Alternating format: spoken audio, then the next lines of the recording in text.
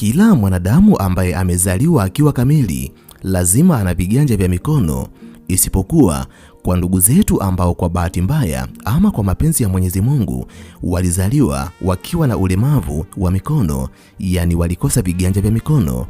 Lakini kama wewe ni moja kati ya binadamu ambao wamezaliwa wakiwa na viganja vya mikono, katika viganja vyako vya mikono kuna mistari mbalimbali, siri ambayo unatakiwa kuijua na kuiweka akilini.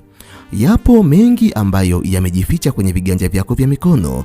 Viganja vyako vya mikono vinaweza kuelezea kuhusu kila kitu ambacho kinahusiana na maisha yako, mpaka hatima yako inaweza kujionesha kupitia viganja vya mikono ambavyo unavyo kwenye mwili wako. Jambo ambalo unatakiwa kulijua na kuliweka akilini. Yapo mambo mengi ambayo binadamu wengi hawayajui kuhusiana na viganja vyao vya mikono. Ndani ya video hii nitakwenda kukuambia siri 10 ambazo zimejificha kwenye viganja vyako vya mikono. Kama nawe ni moja kati ya binadamu wanaotamani kujifunza kuhusiana na jambo hili, basi video hii imetengenezwa mahususi kwa ajili yako.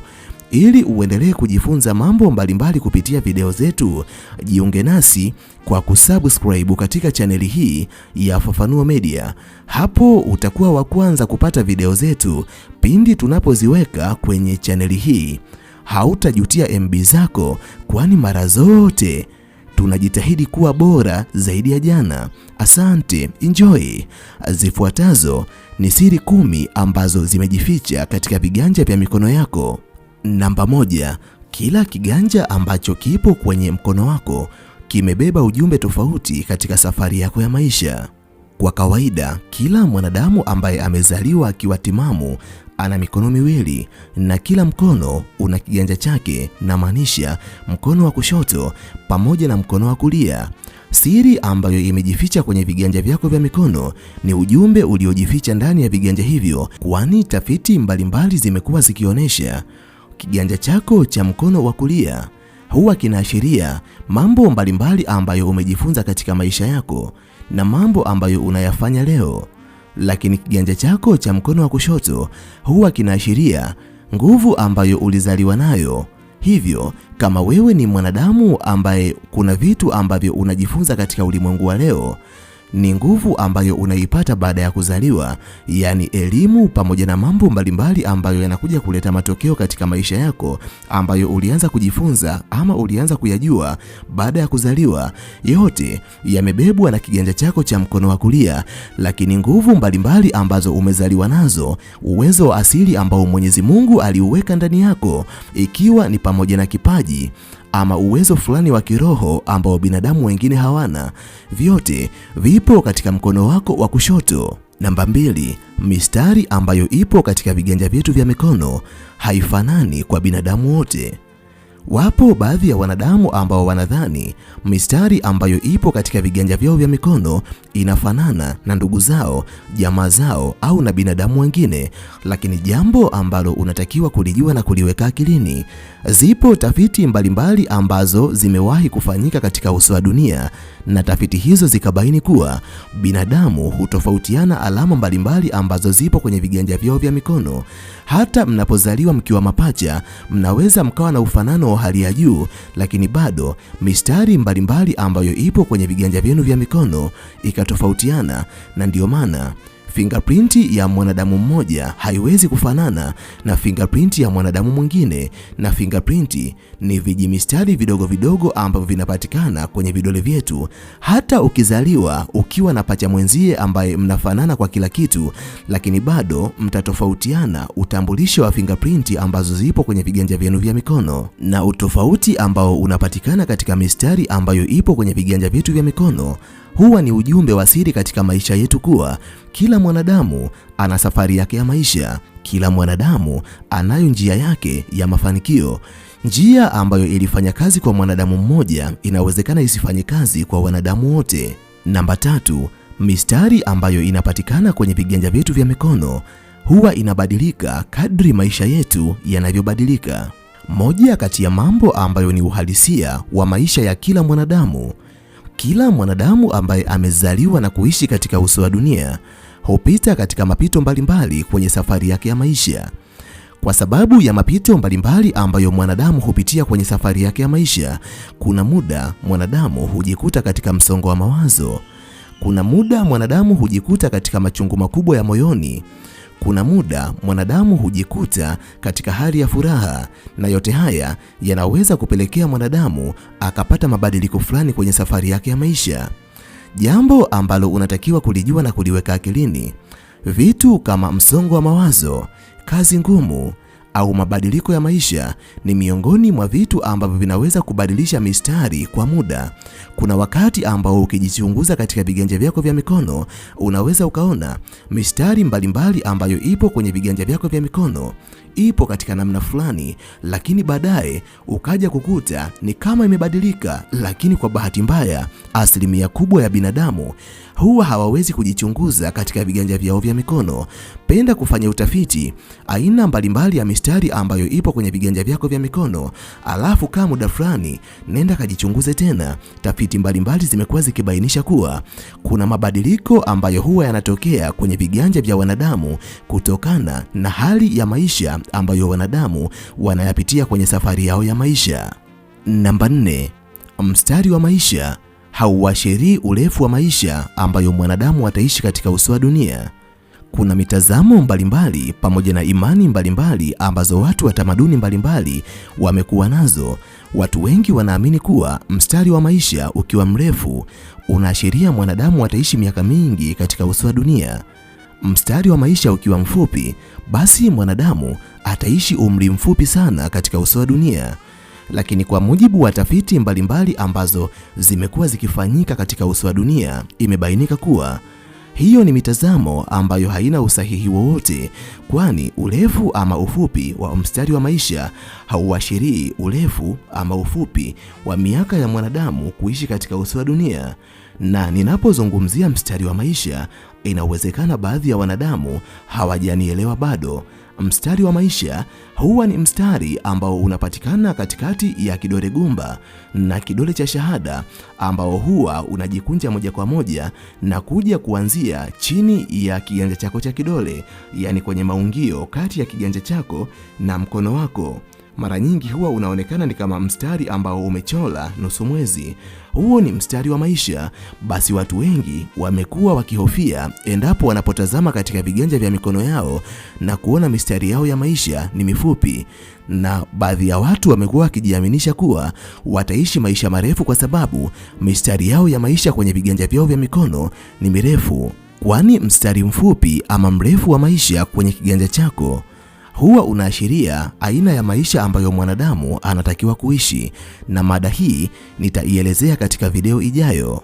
Namba 5, mstari wa akili katika kiganja cha mkono wako unaashiria namna ambavyo unafikiri katika safari yako ya maisha. Mstari wa akili kwenye kiganja cha mkono wa mwanadamu unaitwa headline ama brain line. Huu ni mstari ambao kama inavyoonekana kwenye picha hii, ni mstari ambao unaanzia katikati ya kidole gumba pamoja na kidole chako cha shahada, lakini upo tofauti kidogo na mstari wa maisha, kwani wenyewe upo pembezoni kidogo na mstari wa maisha, na wenyewe upo upande wa kidole chako cha shahada. Wenyewe ni mstari ambao huwa unakuwa umekatiza katikati ya kiganja chako. Watu wengi hawajui kama mstari huu unahusianishwa moja kwa moja na namna ambavyo mwanadamu huwa anafanya tafakari, huwa anafikiri katika maisha yake. Hivyo, ikiwa wewe ni mwanadamu ambaye mstari huo ni mrefu, basi wewe ni mtu ambaye unapenda kufanya tafakari katika maisha yako. Lakini ikiwa mstari huo ni mfupi katika kiganja chako cha mkono, basi wewe ni mwanadamu ambaye unapenda vitendo kuliko maneno.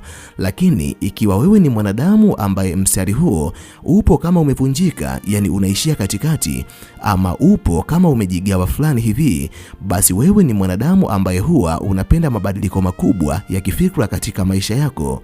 Namba 6, mstari wa moyo hauhusiani na mapenzi pekee, bali unahusiana na mambo ya kihisia, huruma, uaminifu na namna ambavyo mwanadamu anashughulika na watu wengine. Inamaanisha kuna binadamu wenye hisia kali kuliko binadamu wengine.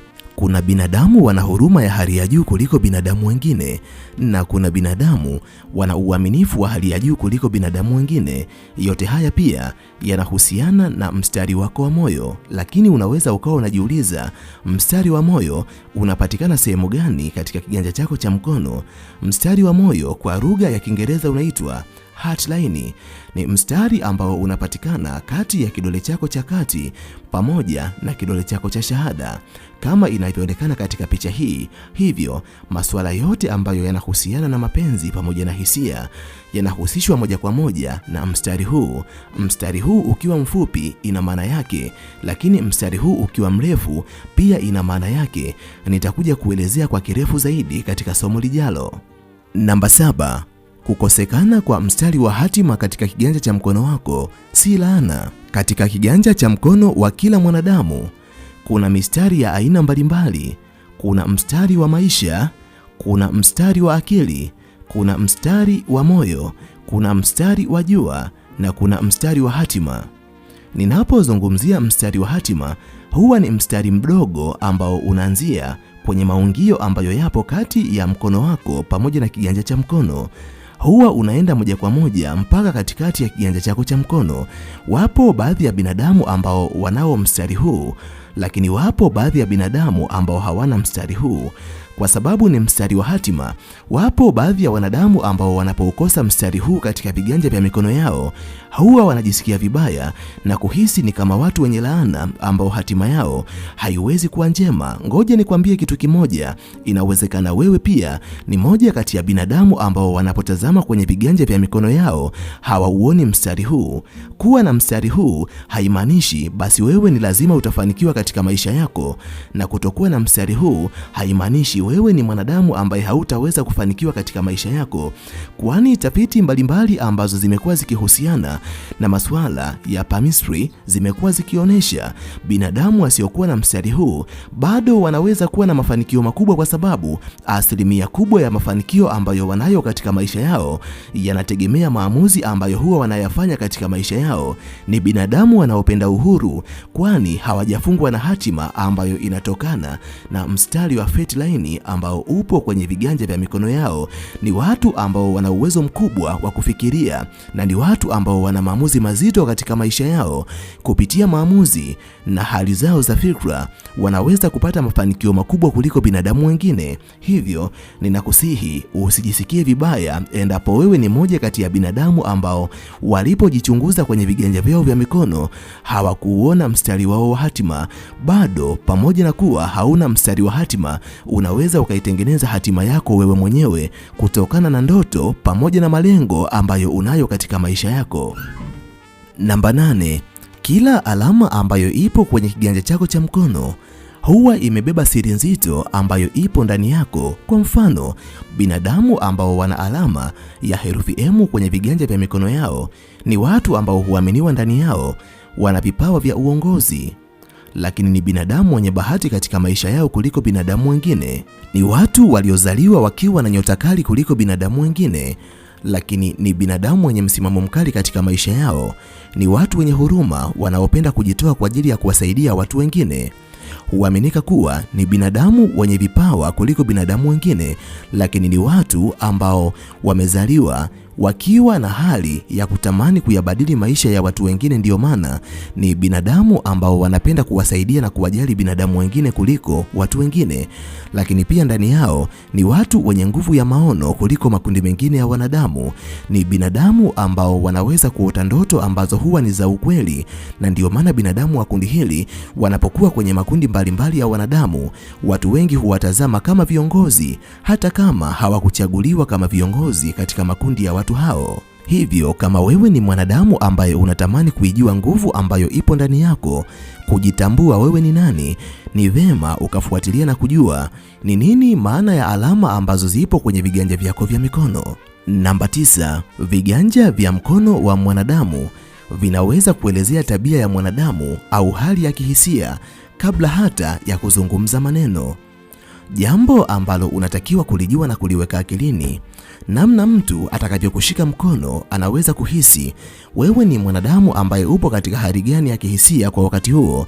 Kwa mfano, unapokuwa kwenye mazingira fulani alafu mwanadamu akakushika mkono, ikiwa mkono wako utakuwa na joto, bila shaka wewe utakuwa ni mwanadamu mwenye hulka ya kujiamini, mwenye uthabiti katika maisha yako, usiyeweza kuyumbishwa na vitu mbalimbali kwenye maisha yako. Lakini pindi mtu atakapogusa kiganja chako cha mkono akabaini kuna ubaridi, huwa ni ishara mojawapo ambayo inaonyesha wewe ni mwanadamu mwenye wasiwasi, usiyeweza kudhibiti hisia zako, una hofu ama una woga, na mara nyingi wewe ni mtu ambaye hauwezi kusimama na kuzungumza mbele za watu kwa kujiamini. Hivyo, kupitia viganja vyako vya mikono, mwanadamu anaweza akabaini mambo mbalimbali ambayo yapo ndani yako. Namba 10, viganja vyako vya mikono ni chombo cha hatima na si hatima yenyewe. Wapo baadhi ya watu ambao huwa wanadhani kiganja chako cha mkono kikikosa mistari fulani basi hauwezi kutimiza vitu fulani katika maisha yako, lakini jambo ambalo unatakiwa kulijua na kuliweka akilini, viganja vyako vya mikono vinaweza kuonesha uelekeo wako wa maisha, lakini si hatima, kwani hatima ya kweli huamuliwa na maamuzi ambayo mwanadamu anayafanya katika maisha yake, nidhamu, bidii pamoja na imani aliyokuwa nayo kwenye safari yake ya maisha. Pamoja na kuwa viganja vya mikono vinaweza kuonesha nguvu ambayo mwanadamu anayo katika maisha yake, lakini mwanadamu asipoijua nguvu ambayo ipo ndani yake, pamoja na kuwa nguvu hiyo imeonyeshwa kupitia viganja vyake vya mikono, bado haiwezi kuleta matokeo yoyote chanya katika maisha yake. Yapo mengi ya kuzungumza, lakini kwa sababu ya usalama wa MB zako sina budi kuishia hapa. Ninahitimisha nikiamini kuna jambo kubwa ambalo umejifunza kupitia video hii. Nikutakie wakati mwema na tukutane tena katika video ijayo. Asante, bye. Nimalize kwa kusema ninawapenda sana sana zaidi ya sana.